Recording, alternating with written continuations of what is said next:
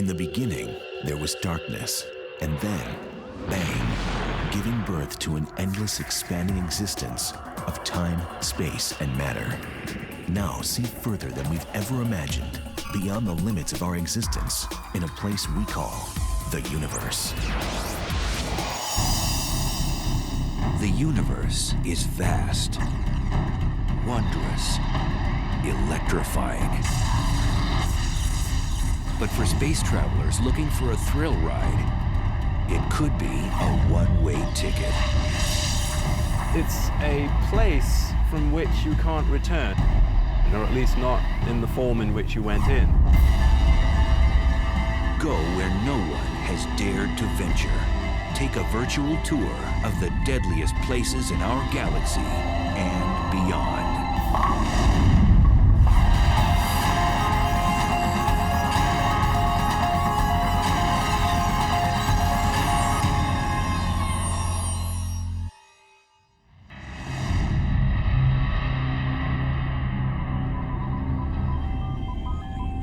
It's the ultimate frontier adventure.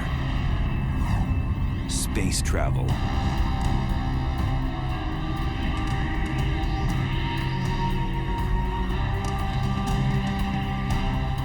But when trekking through the galactic jungles,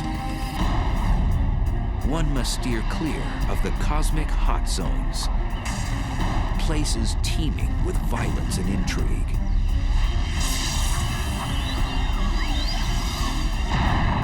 There are dangerous places, certainly very energetic phenomena that are a lot more powerful than atomic bombs being detonated, infinitely more powerful.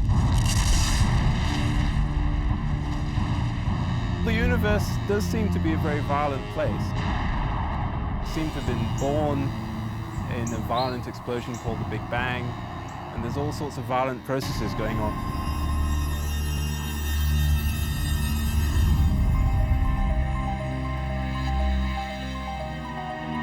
On December 27, 2004, satellites picked up the greatest cosmic explosion ever recorded.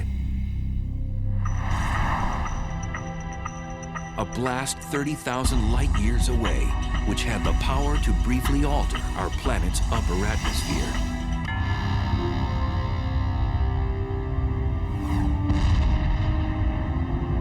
The blast was caused by a magnetar, the densest and one of the most dangerous stars in space. The magnetic field strength of a magnetar is about 1,000 trillion times the magnetic field energy of the Earth. And for reference, this would wipe the information off a credit card at a distance of about 100,000 miles away. Now this distance is sort of half the distance to the moon, so it's very nearby by astronomical standards. These mischievous stars have the strongest magnetic field in the universe. Scientists have confirmed 12 of these rare stars in our galaxy, and there may be more.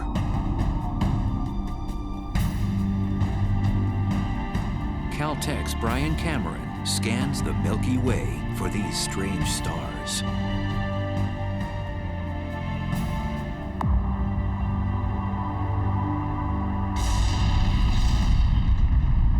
Magnetars are a special class of neutron stars with ultra-strong magnetic fields, the densest form of matter in the universe. The first magnetar showed itself in the form of a high-energy event that was detected in the late 70s, although at the time we didn't know that it was a magnetar.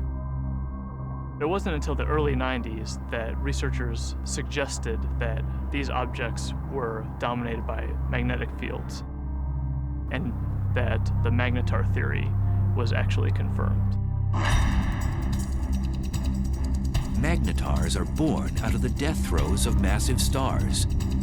When a star dies, it begins to collapse and go supernova. Sometimes a dense neutron star forms from the cinders of that supernova explosion. During the process, a few neutron stars become magnetars, which possess a strong magnetic field. These stars eject high-energy emissions of X-rays and gamma rays.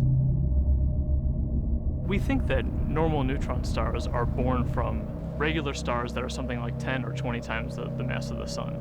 But there's evidence that magnetars are born from possibly even more massive stars than this, something like 40 times the mass of the sun. Typically, a star of such mass would be too heavy to form a neutron star. Instead, its mass would collapse into a black hole. Black holes are formed from cramming a certain amount of mass in a certain volume, and for whatever reason, these stars are unable to do that. One theory is that some massive stars undergo a weight loss program right before exploding as a supernova, losing 90% of their mass. So instead of collapsing into a black hole, the emaciated star becomes a neutron star with extreme magnetic powers. When the magnetic force gets incredibly strong, it deforms the magnetar's crust, creating seismic events called starquakes on its surface. Eventually, this crust breaks under the stress, and the magnetic field reconfigures itself into a lower energy state. And when this happens, a fireball is launched off the side of the star. So starquakes on neutron star surfaces are thought to give rise to these giant flares that we see.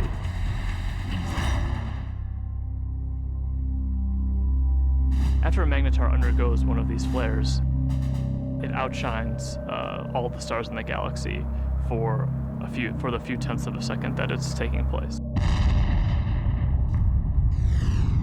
Within these giant flares are short bursts of gamma rays which move at the speed of light. The giant flares from magnetars are gamma ray bursts. They're very short in duration, less than a second, and have very hard X-ray spectra compared to another class of gamma ray bursts. If a deep space traveler veered off course and was unlucky enough to pass within 700 miles of one of these massive objects, the consequences would be horrific. The magnetic field of the magnetar can literally warp the atoms in human flesh, and its gravitational forces would tear a person apart.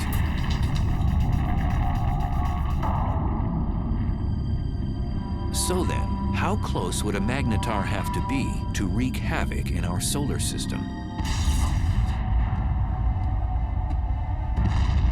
Some suggest that a blast from a magnetar even 10 light years away could produce cosmic chaos that would destroy our ozone layer and cause mass extinctions.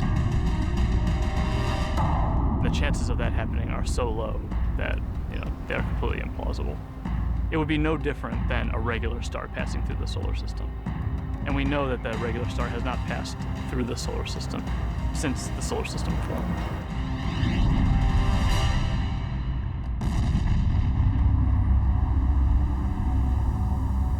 Scientists think that magnetars are only a few thousand years old and will become dim after 10,000 years.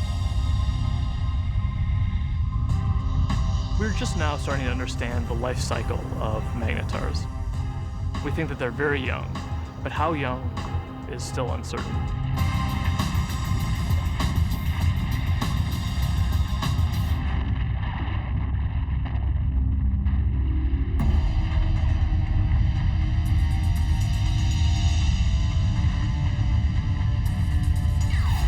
In addition to magnetars, satellites and ground-based observatories have been picking up other violent things in space. Scientists have now confirmed the existence of a phantom-like force that's so strong that it might very well be the most vicious phenomenon in the universe.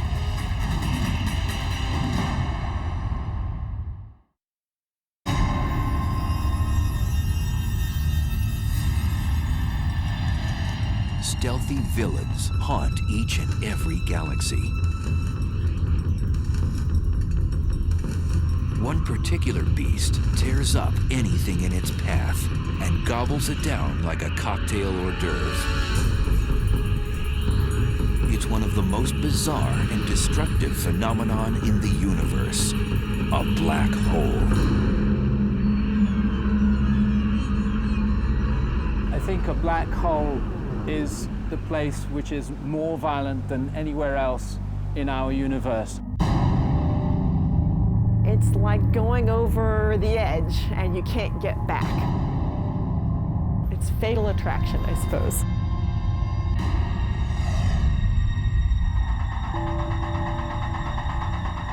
A black hole is a region of space where the pull of gravity is so immense that nothing can escape it, not even light.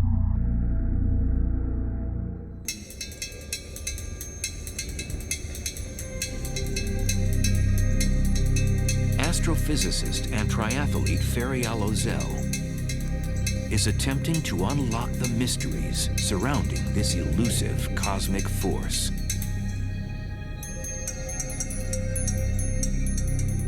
In a black hole, the gravity is so strong that no other force can compete with it, so everything collapses to a single point. Ozel says whatever has a close encounter with a black hole will fall victim to its relentless tidal force of gravity. Imagine you're swimming in a pool and there is no current. You can go whichever direction you want. Now imagine you're taken out of this pool and you're in a river. Imagine a current that is much, much, much stronger. That the only direction that you could go would be with this current. The space around the black hole acts like this wild river.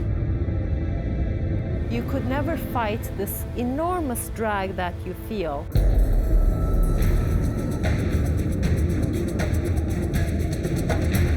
As an object approaches the edge of the black hole, called the event horizon, it reaches the point of no return. As you come closer and closer to this event horizon, you would already be approaching this extremely fast motion of space under you. And your only future direction is now into the black hole.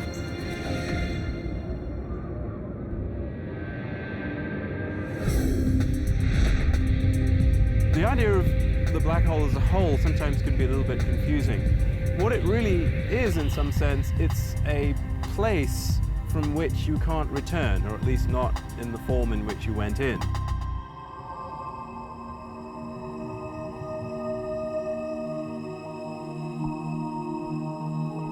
Black holes are difficult to detect because, as the name suggests, you cannot see one by itself because it's black. But scientists have spotted a black hole when its gravity affects something else in space, such as a passing star. A completely isolated black hole would not be visible. What we really see from a black hole is actually the hot material that's swirling around it and that's being sucked into it. So in the neighborhood of these powerful black holes, you'll get a lot of radiation resulting from the black hole pulling in material and stretching it and twisting it as it's falling in. Black holes consume anything in close range, and there are billions upon billions of them prowling the universe.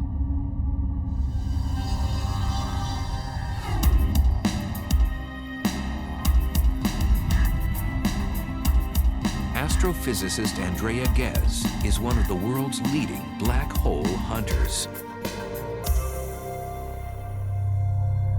Black holes are not picky eaters. They'll dine on whatever get nearby. So they will happily eat gas. They will happily consume a star or a planet. When a black hole dines in a star, it does so first by tearing it apart. You might think of silly putty being stretched out, and then it just streams on in, sort of like water going down a drain. It's completely pulverized.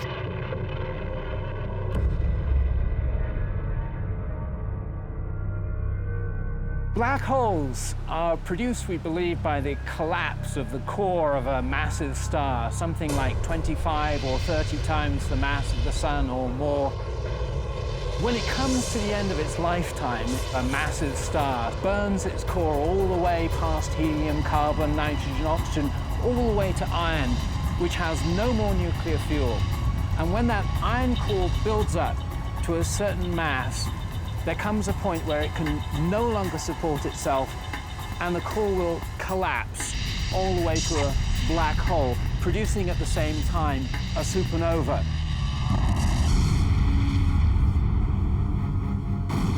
The supernova sends out explosive amounts of energy, so anything in its vicinity will get obliterated. Then the remnants of the explosion fall into a newly formed black hole. And it seems the key to the black hole's allure is gravity. Gravity will pull things around, just like the sun's gravity pulls the planets around. In fact, stars will happily orbit the black hole for most of its life and won't actually be sucked in. These stars are actually safe from the fatal attraction of the black hole. But if you do venture too close, like extremely close to the edge, then you do get sucked in. Scientists believe there are millions of wayward black holes throughout our galaxy, the Milky Way. And because we can't readily see them, one could be right next door. So how close does something have to be to get sucked into a black hole? Too close to a black hole is about the distance between the sun and the Earth, but that is certainly too close. For future space travelers, death by a black hole would be a violent way to go.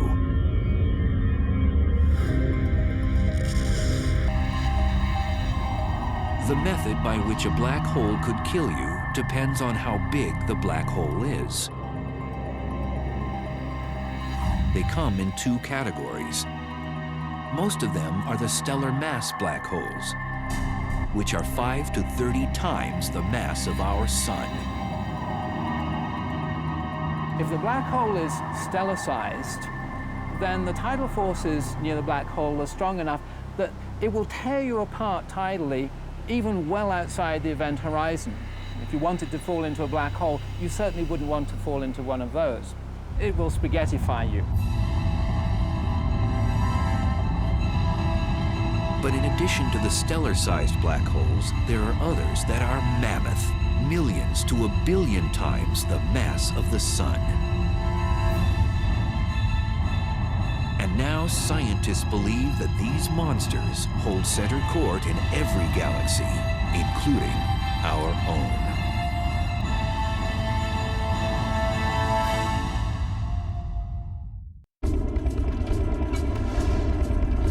Black holes.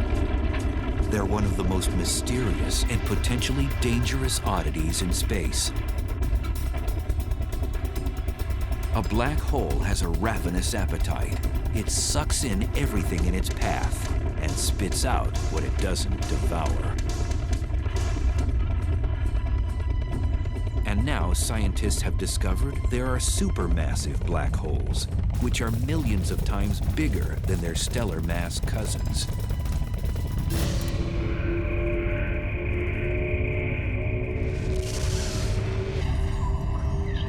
And evidence suggests that supermassive black holes were born after the Big Bang, when the universe was first created. The leading idea is that they would have formed just like a stellar black hole from the collapse of the core of a massive star. But then they grew by feeding grossly from the gas from other galaxies which collided with them.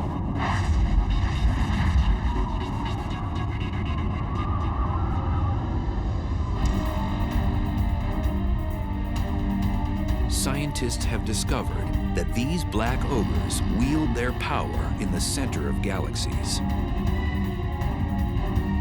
The supermassive black holes are at the center of the galaxy, most likely because they're the most massive object within the galaxy. Massive objects tend to sink to the middle, so you'll always find them at the center of a galaxy. For a long time, scientists didn't think a supermassive black hole existed in our neck of the universe, the Milky Way.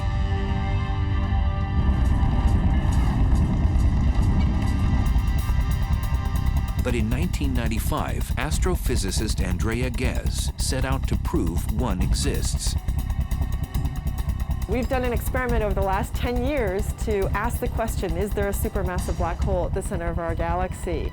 And the way we did this experiment is to use the motions of stars at the center of our galaxy to test whether or not there's a large amount of mass inside a very small volume.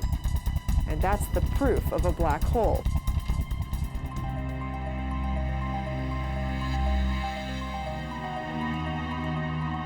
At the Keck Observatory in Hawaii, which houses one of the largest telescopes in the world, Ghez began using a groundbreaking technology called adaptive optics, which brings into focus faraway objects. So this is without adaptive optics. This is what you would see. In this big square, there's nothing. We turn adaptive optics on, and you see the stars.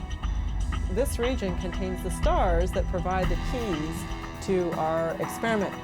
So we want to watch how these stars move.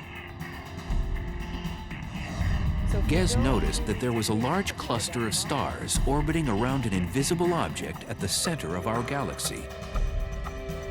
And they were moving at an unusually rapid rate.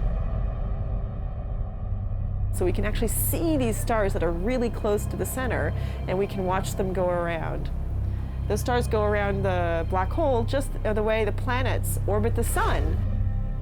The orbits tell us where the black hole is, so it's located right where the star is. That's the center of our galaxy.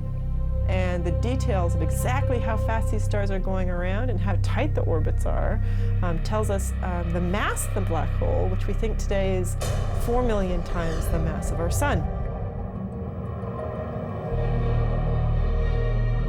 For Ghez, confirming that a supermassive black hole indeed exists at the heart of our galaxy was like summiting Mount Everest. It was incredibly exciting to discover the supermassive black hole at the center of our galaxy, simply because it was a question we had set out to address. The question, is there a supermassive black hole? We could design an experiment that actually got at it.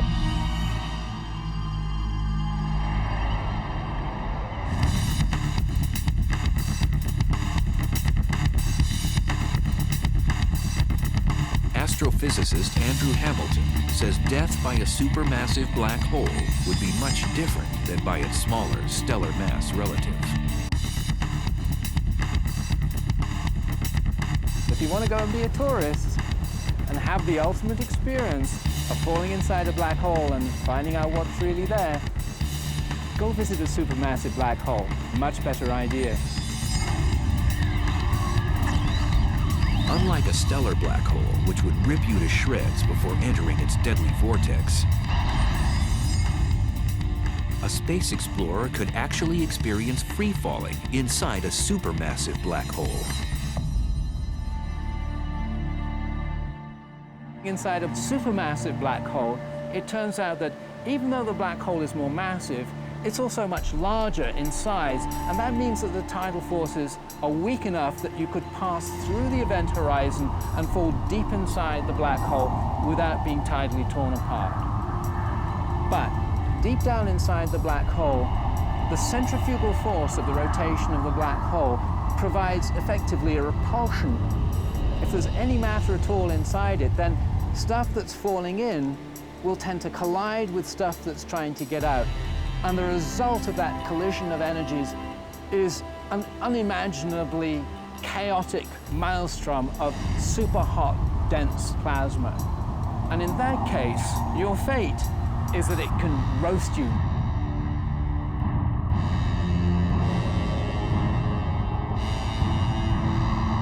So how close would space travelers have to be to get sucked into a supermassive black hole in the center of a galaxy? For a supermassive black hole, you would have to be about 1 million to 1 billion miles from the black hole to feel its influence.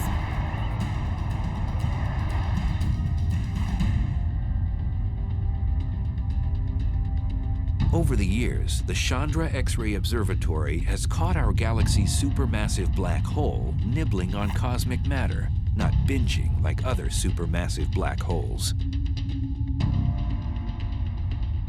Our black hole is today inactive compared to other black holes. Our galaxy has very little gas at the center, and so there's nothing really for the black hole to feed on. It's not eating very much. It's going on a bit of a starvation diet. Our galaxy's supermassive black hole appears to be fasting. This is partly due to the fact that as a galaxy ages, less and less matter is present for it to gorge on.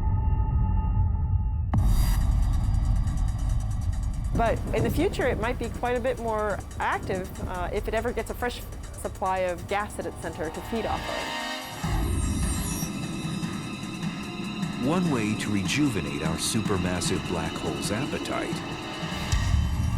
is to collide with another galaxy. Sound implausible?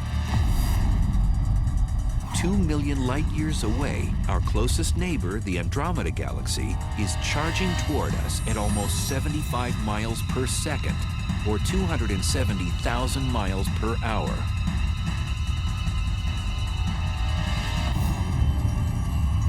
In the future, scientists predict the two galaxies will collide. And upon impact, the larger galaxy may engage in one of the most primitive acts known in the universe.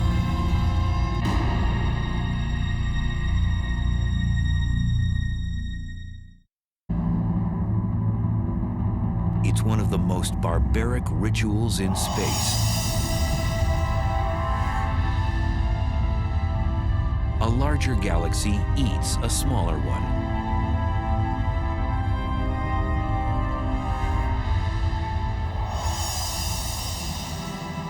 The scenario isn't a science fiction writer's fantasy. It's a cosmic reality. It's called galactic cannibalism.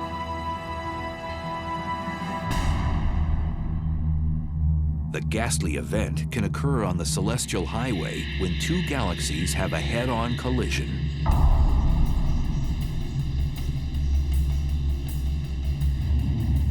Both eventually meld together in a less than harmonious merger. If you're a galaxy, it's very violent. You're torn to shreds.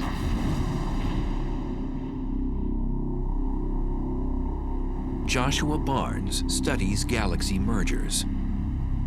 Acting like a crime scene investigator, he admits his research is a bit like inspecting a car crash. Imagine that you come across the scene of a car crash.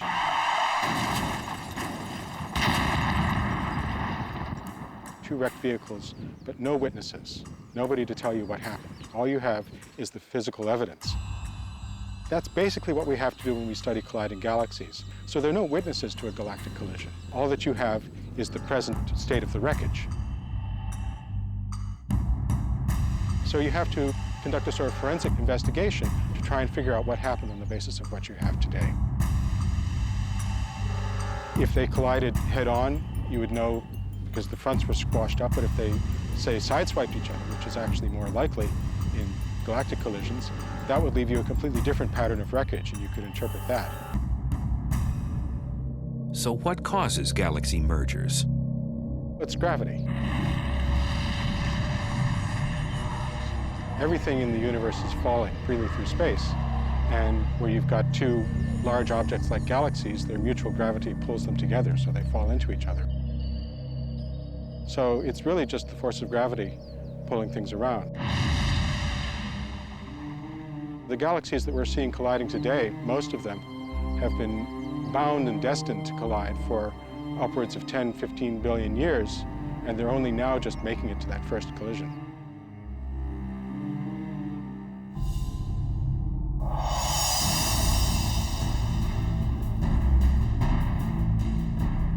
Our own galaxy, the Milky Way, is moving toward our neighbor, Andromeda. Both galaxies are spiral in shape, but Andromeda is about twice as massive, with a supermassive black hole the mass of 30 million suns.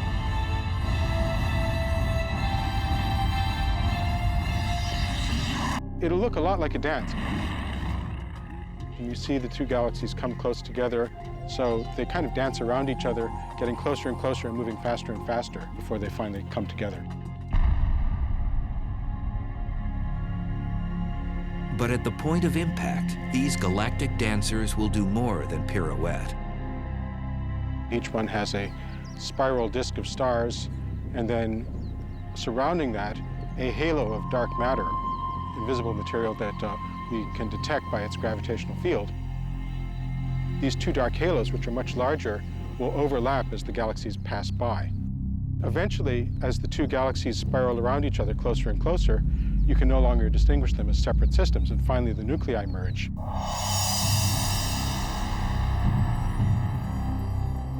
When Andromeda and the Milky Way collide, that's going to be the biggest collision that the Milky Way has seen, something like 5 billion years' time.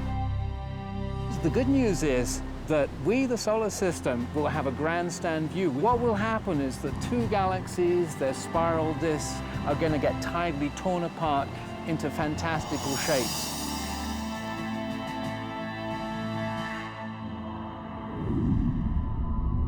When the disks start to get close to each other, they'll throw off long streamers of stars, so-called tidal tails. And what happens to the sun and the solar system, should we still be around, it really is hard to predict. We could get lucky and be on one of those tidal tails and get a sort of bird's eye view of the whole process as we fly out.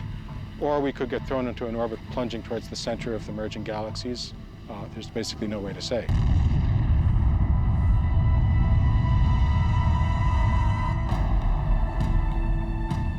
During the merger, if our solar system moves through the suburbs or the edges of Andromeda, we might not notice anything. On the other hand, countless stars and space material could be propelled towards the planets, potentially disrupting their orbits around the sun. Moreover, the entire galaxy could face cosmic upheaval. We could have consequences which would nonetheless be dangerous. First of all, we could have a lot of star formation as a consequence of the merger.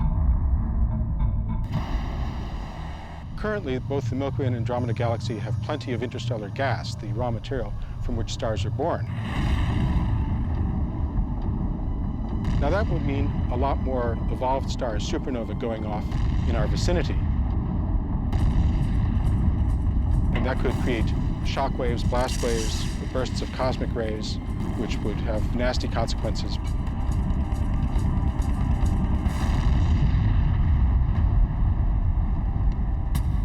After the merger, the fate of our solar system is uncertain, as the supermassive black holes of Andromeda and the Milky Way vie for power in the newly jumbled galaxy.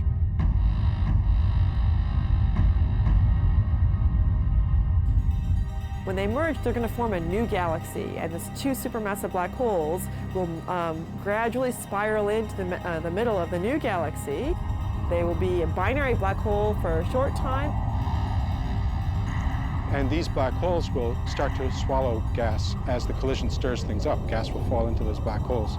They're going to turn on. They're going to start emitting radiation. But the potential for fireworks, possibly for fueling the black holes at the centers of the galaxies, matter falling into them, possibilities like that do exist. And then the only safe place to watch the process would be on one of those tidal tails riding out and escaping the collision.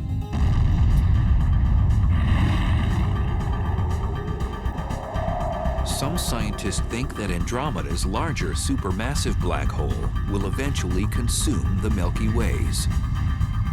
the two black holes will spiral in the center and become a binary black hole, and ultimately will merge with one another to become yet an even bigger supermassive black hole.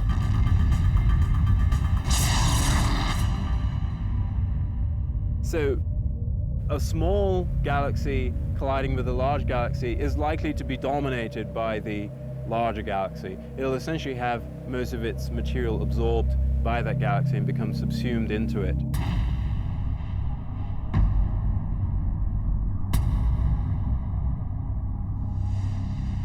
Scientists believe galaxy mergers are a way of life in the universe. Modern galaxies, including the Milky Way, have grown larger by cannibalizing smaller galaxies.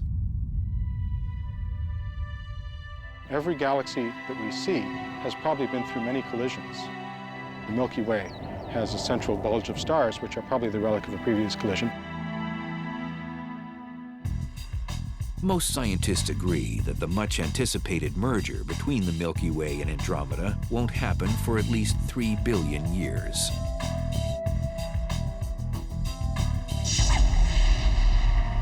But there may be more immediate dangers in space.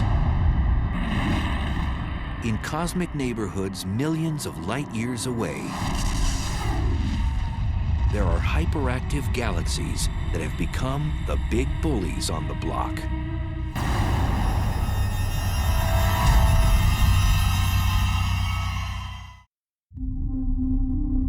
At the heart of some galaxies lives a cosmic monster. It transforms a run-of-the-mill galaxy into one of the brightest and deadliest in space.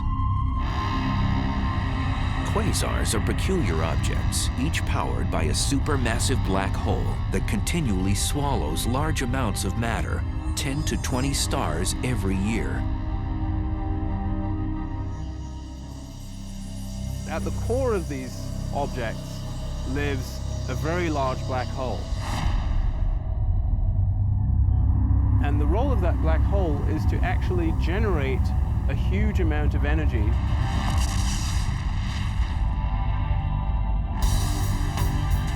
Quasars are the most energy-efficient mechanisms in the cosmos. They give off more power than 100 normal galaxies.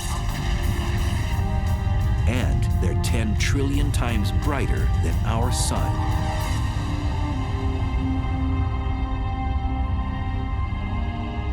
So how are quasars created in the universe?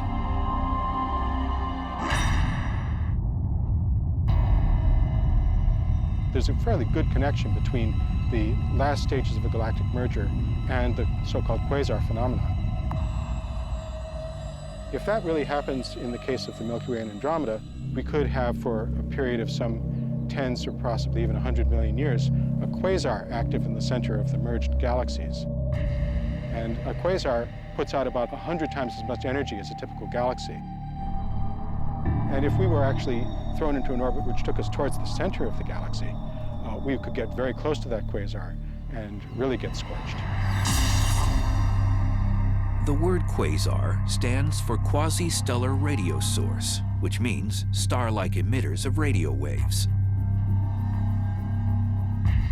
The word was coined when the quasar phenomena was still a mystery. Now we know they're not star-like at all. In addition to emitting radio waves and visible light, quasars also give off ultraviolet rays, infrared waves, X-rays, and gamma rays. All deadly if something or someone gets too close. A quasar is a supermassive black hole at large distance that is active. It's powerful, it's emitting light, and we can observe it in many wave bands. Quasars were first discovered in the 1960s, but as radio telescope imaging got better, astronomers discovered that some of those quasars also have powerful jets beaming out of them. These particular quasars are called blazars, probably some of the most violent phenomena in the universe.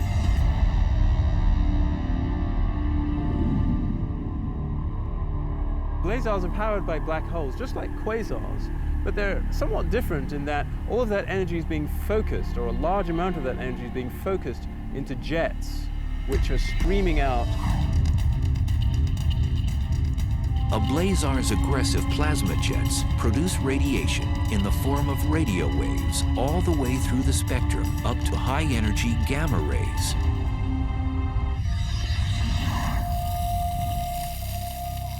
Astrophysicist Glenn Piner has been investigating the physical conditions at the centers of these exotic galaxies.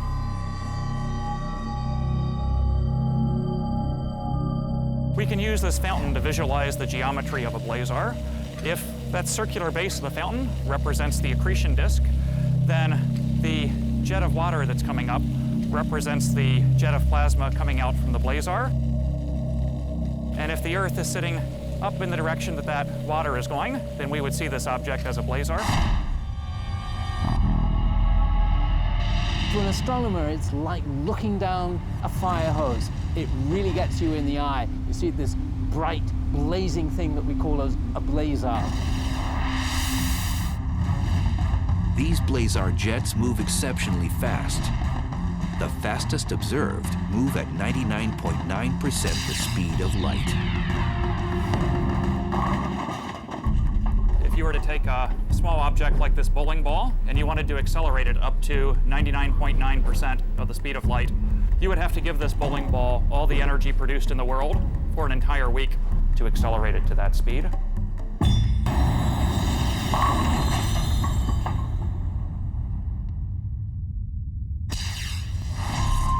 And in these blazars, we're accelerating not just small objects like bowling balls, but large masses of the mass of the planet Jupiter, or larger, to those speeds. So they're being given incredible amounts of energy by this efficient engine. Blazars pose unimaginable consequences to cosmic objects that get too close to its deadly jet. If there was a planet relatively close, a few light years from the actual jet, the radiation on that planet could be millions of times what it gets from the star. It would be continually exposed to high levels of radiation. So I don't think we want to look for life on a planet that would be orbiting a star that's in a blazar jet. Scientists link radio telescopes all over the world to achieve the magnification needed to zoom in on a blazar jet. So to give you an analogy for what kind of magnification that is, that would be magnification sufficient to read a newspaper that someone was holding in New York from Los Angeles. We'd love to look as close to the central black hole as possible so we could actually figure out how nature is accelerating these jets and getting them up to such high speeds. And we'd also like to know what it is actually that the jets are made of, because it turns out that's something that's currently not known. Until more is known about blazars, astronomers will keep a neighborhood watch for them, as well as all the other dangerous places in our uncontrollable universe. Definitely there are violent events going on in the universe. Much, much more energy than we can even imagine on Earth. There are trillions of suns shining all at once. Those are the kinds of energies that we're talking about. But in that case, the fact that we are far away from them helps the survival of our species. If we're actually traveling through space, then definitely we will have to be worrying about these events.